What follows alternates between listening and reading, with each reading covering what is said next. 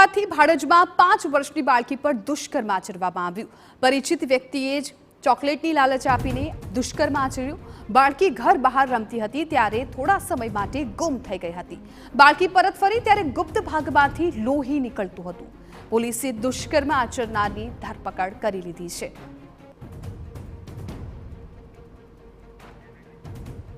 તો ભાડજમાં 5 વર્ષની બાળકી પર દુષ્કર્મ ગુજારવામાં આવ્યું છે।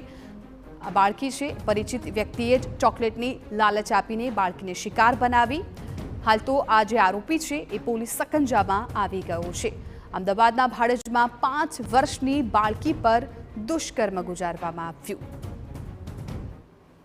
તારીખની બપોરનો એક બનાવ છે। સોલા વિસ્તારમાં એક કન્સ્ટ્રક્શન સાઇટ ઉપર કામ કરતા મજૂરો હતા। કડિયા કામમાં જે મજૂર એક આરોપી જે છે એ હતો અને એક નાની બાળકી 5 વર્ષની બાળકીને એ લઈને સોલાની સીમમાં જ સામેવાળી જગ્યા પર એ લઈ ગયો હતો અને એને દુષ્કર્મ આચર્યો છે અને એની પછી એ બાળકીને પાછો સાઇટ ઉપર મૂકી ગયા છે અને એ બાળકીએ પછી એના પરિવારને રજૂઆત કરી હતી।